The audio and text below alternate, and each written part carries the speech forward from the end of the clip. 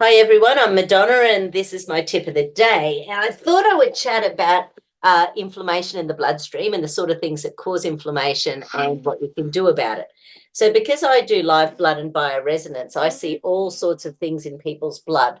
So people can have too much fibrin, which is a sticky substance. Their red blood cells can be rouleaued, which means they've lost their electrical energy on the cell membranes.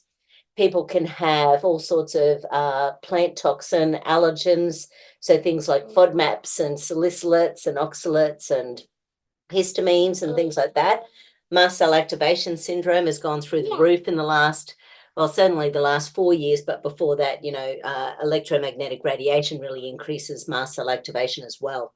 So that's another thing that has just gone through the roof, and we've got to upgrade our cells. We can't do anything about it except upgrading our cells to be able to cope with more stuff.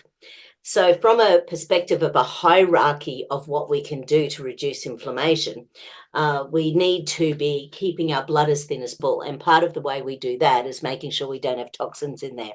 Because when we've got toxins in the bloodstream, your body will attract nutrients like cholesterol or substances to them, and it can cause clotting.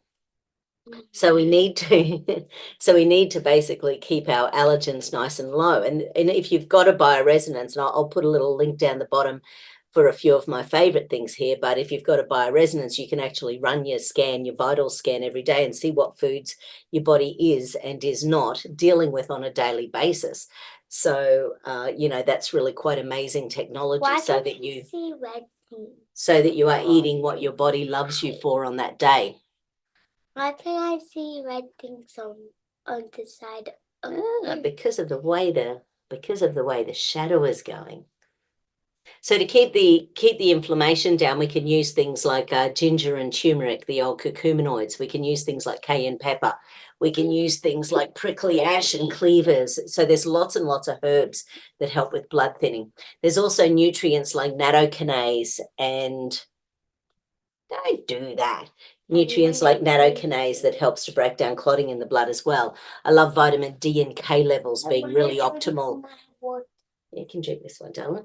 Vitamins D and K, if they're at nice high levels in the blood, that helps to optimize better blood supply, better immune system, and better bone healing, which of course is also one of the big problems that we're having these days as well with all of the electromagnetic radiation. It seems to be messing with people's absorption of vitamin D, or maybe we are utilizing way more vitamin D these days because of all the electromagnetic radiation. So getting a nice level building up in the blood is harder because it's doing more. But yeah, I definitely love things like within the range, my Stem Enhance that I love, that's a Cerule product. There's also a product in there called Plasma Flow. And Plasma Flow is really specifically, it eats fibrin. And fibrin is a really sticky substance we see in live blood. And so Plasma Flow, I'll put the link down the bottom for that. It's something to check out too. When we have sulforaphane is a product that Sulforaphane is a product that it's an ingredient in foods that helps to switch on our anti-inflammatory and pro-detoxing genes. So, there's a few little tips of the day, but we've got to keep our inflammation down in the blood. So if you know someone who does live blood screening, it's not a bad idea to have a look at it. Or if you've got a bioresonance, keep an eye on the inflammatory markers. If you've got your own bioresonance, if you've got a kinesiologist, get them to check for things like inflammatory substances like cytokine activity, cytokine storms, inflammatory markers, an imbalance with your T helper 1, 2, and 3 cells in your immune system, mast cell activation syndrome, issues with histamines, oxalates, FODMAPs, all that sort of thing. So there's a few tips with good old inflammation as my tip of the day. Have a great one. Say bye. bye.